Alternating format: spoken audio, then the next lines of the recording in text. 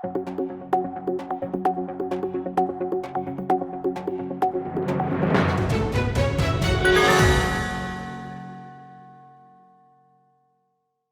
took the directorship position, I think, 4 years ago. And prior to this, I worked in multiple R&Ds in UAE, Europe, Asia. And I came into this kind of formulation that we really need to bring in a different model of where we build research and development. The Center for Cybersecurity in New York University, Abu Dhabi, is an interdisciplinary center of research that addresses issues of cybersecurity, but in a different way. We don't want to think that cybersecurity is a technological problem or a technological issue that should be addressed by computer scientists or engineers or people who would have a technical capacity and a specific scientific discipline. But we wanted a holistic approach to the problem. So we brought in the law practitioners, we brought in the social scientists and the economists into the equation to make sure that we do have this kind of 360 approach to the problem. Great, yes. And at the same time, make sure that we, on the long run, addresses the issue of making sure that cybersecurity is an issue to be included in the DNA of building a solution. There are some crossovers. The Emirates Digital Association for Women is the hard work for an amazing 8 ladies who established this foundation around 5 to 6 years ago in UAE. The foundation is acknowledged as a non-for-profit association under the Ministry of Social Development in UAE, which is a great success for us. We get partial funding from there, but we get also funding from all of the bodies in UAE to address building opportunities for the community. We did not want to say that we just build opportunities for women, because women is always about a community, and our member body wants always to address the community, address every kind of entrepreneurial needs that we could build for women, or also research need that we could build for women as well. We started the foundation because we noticed that there are global statistics that says women are underrepresented in the fields of STEM. And that's not the case in UAE. So we wanted our statistics that represents the Arab world or represents at least UAE to come out of our kind of community, because we have been the actual experiment and we are the probability within the experiment. So that's what motivated us to start, and what keeps us going is a mission to make sure that there are opportunities that exist and silos are broken for children, for women, and for men in different fields, and providing competitive opportunities for all of them to learn and grow.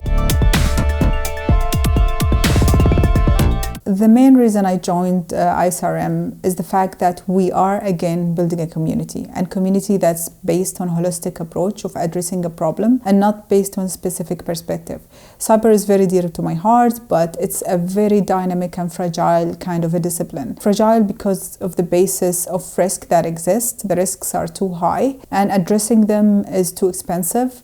We deal with attacks that can happen in a matter of seconds, and standards that are built to address these attacks in a matter of 3 years. So we have a lag there in terms of providing solutions at sometimes. So breaking silos to me is something that proved on and on throughout different experiments and different projects as an effective mean of building a solution faster and delivering effective results faster. So I think ISRM is a platform that would on the long run build a holistic approach to addressing global risks, not only cyber risks, and that's why we're here. We had this kind of a discussion in the meeting as well. We do have information security standards, true. We do have FIPS standards around different technologies. We do have an abundance of standards around security elements that you're building in your organization. However, they're not accurate enough on addressing dynamic attacks. The 360 approach, again, for cybersecurity is very difficult to put a point on, because, for example, I'll give you an example. What we start with in cybersecurity is actually building a threat model. This threat model will address your vulnerabilities, will address your attacks, and from these vulnerabilities and attack, you will build a risk map. And this risk map will tell you about the impact that you would have on certain organizations.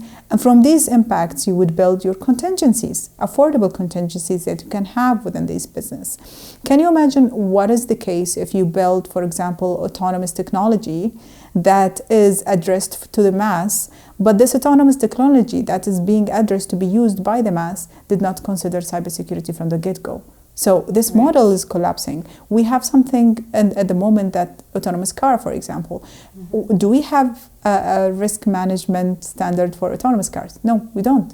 It's a technology that's being pushed into the market, and we don't have that in mind as well.